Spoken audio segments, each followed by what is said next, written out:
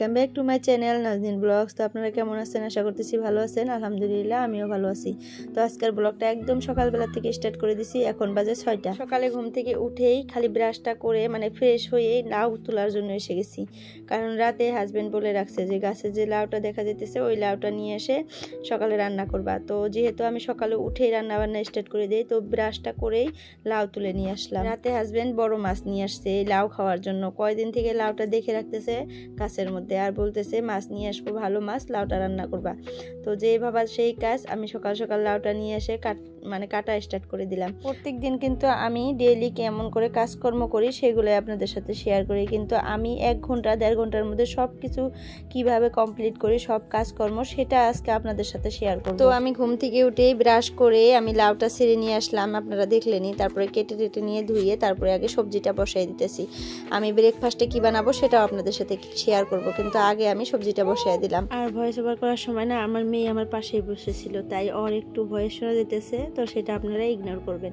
তো এই পাশে সবজিটা বসাই দিলাম, আর ওই পাশে মাছ কষানোর জন্য বসিয়ে দিলাম। যেহেতু আজকাল লাউটা রান্না করবো মাছ কষিয়ে, তাই মাছ কষাই। তো 2 চুলায় 2টা বসাই দিয়ে এখন আমি বসে না থেকে ব্রেকফাস্ট করব, যে ভাপা পিঠা করব। তার জন্য গুঁড়াটা গরম পানি আর একটু লবণ দিয়ে মেখে নিতেছি। ভালো করে মেখে নিয়ে এই ছাঁকনিটার মধ্যে দিয়ে ছেঁকে নিতেছি। আপনারা তো জানেনই ভাপা পিঠা বানানোর জন্য এক্সট্রা করে চালতে লাগে, তো সেটাই করে নিতেছি। তো যে গাছটা থেকে আমি লাউটা ছেড়ে নিয়ে আসলাম না, সেই গাছটা আমরা কিন্তু গাড়িনি।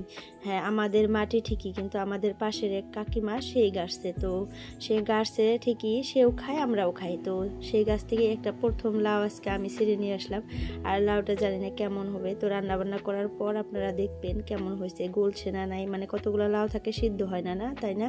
তো এটা গাছের লাউ, তো গোবরের সার দেওয়া, ঠিকই সিজে যাবে, সিদ্ধ হয়ে যাবে। ওই পাশে আমার চাল শেষই হয় নাই, তারপরে দেখি আমার লাউয়ের ঝোলটা শুকিয়ে আসছে। তো মশলা দিয়ে নিলাম একে একে, মশলা দিয়ে আবার ঢাকনা মেরে দিয়ে থুলাম 5 মিনিটের মধ্যে সিদ্ধ হওয়ার জন্য। তো তারপরে আবার চাল নিতে এসে গুঁড়াটা চেলে নিলাম। তো গুঁড়াটা একদম চালা শেষ কমপ্লিট। তো আমার মাছ কষানিও হয়ে গেছে, তো সেটা নামিয়ে রেখে ওই পাশে আমি লাউয়ের কড়াইটা দিয়ে দিলাম, আর এই পাশে প্রেসার দিয়ে দিছি ভাপা পিঠা করার জন্য। ওই পাশে আমার লাউটা কষানি হইতেছে, আর এই পাশে আমি ভাপা পিঠা একটা একটা করে নিতেছি। আর আজ আমি ভাপা পিঠা না তিল দিয়ে করব একটা, আর মিঠাই দিয়ে করব একটা। তো 2 রকম করে ভাপা পিঠা বানিয়ে নেব। আর আমি মিঠাইটাই বেশি ভালোবাসি, খেজুরের মিঠাই খুবই ভালো, তো সেটা দিয়েই করে নেব। তো ওই পাশে আমার ভাপা পিঠা করা একদম কমপ্লিট। তো আর সবজিটার মধ্যে মাছটা সব দিয়ে বসিয়ে দিয়ে আসছি। এই পাশে দেখি হাজবেন্ড উঠে মুখ ধুইতে গেছে, আর ছেলে উঠে পড়ছে। আর এই পাশে দেখেন আমার মেয়েকে নেওয়ার জন্য এই যে পাশের বাড়ির ছেলেগুলা সবাই এসে বসছে। আর তারা সকাল সকালে আসে, আপনারা জানেনই, এসে একটুখানি নিয়ে থাকে। তো এখন 8:30 বেজে গেছে। আমার ছেলেকে আমি খিচুড়ি খাইতে দিছি। আমি ভাপা পিঠা করছি, সে ভাপা পিঠা খায় না, তো সেগুলো আমরা 2 জনে খাবো। আর তাকে তার জেঠিমা খিচুড়ি বানাইছে, সেই খিচুড়ি দিছে, সেগুলাই খাইতেছে। আর এই পাশে দেখেন আমার কাজকর্ম সবই একদম কমপ্লিট। আর লাউটা কি বলবো, এত সুন্দর গলে গেছে আর এত সুন্দর সেন্ট, খুবই ভালো লাগছে। খাইতে কেমন হবে জানি না, এখনো যেহেতু খাইনি। তো এই পাশে দেখেন আমি মেশিনটা আজকে টাপ ক্লিন হতে দিছি। বহুত দিন থেকে টাপ ক্লিন হতে দিই না। তো কাপড় খালি প্রত্যেক দিনে কাপড় ধোয়া হয়, কিন্তু আমার মেশিনে। তো আজ আমি টাপ ক্লিন করতে দিছি। আর টাপ ক্লিন করতে প্রায় 1-1.5 ঘন্টার মতো লেগে যায়। তো ভালো করে হয়ে যাক। আর টাপ ক্লিন হলে এত পরিষ্কার হয়, ভিতরে খুব পরিষ্কার হয়ে যায়। আর এই পাশে দেখেন আমার মেয়ে একা একাই তার জেঠির ঘরে যাইতেছে। আর এখন বাজে 2:30টা। তো খাওয়া দাওয়া সব কিছু করে কমপ্লিট, গা পা ধুয়ে উঠছি, একদম সবই কমপ্লিট। এখন আমি একটু বাড়ির পিছনে যাব বাড়ি দেখতে।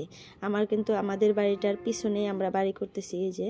তো আজ আমি দেখাবো না আপনাদের, কাল দেখাবো। তো একটু দেখিয়ে দিলাম মিস্ত্রিরা কাজ করতেছে, দেখছেন। তো আজকের ভিডিওটা বেশি লং হয়ে যাইতেছে জন্য আমি আর এখানে অ্যাড করলাম না। তো আজকের জন্য এতটুকুই। বাই বাই, আল্লাহ হাফিজ। সবাই সুস্থ থাকবেন, ভালো থাকবেন।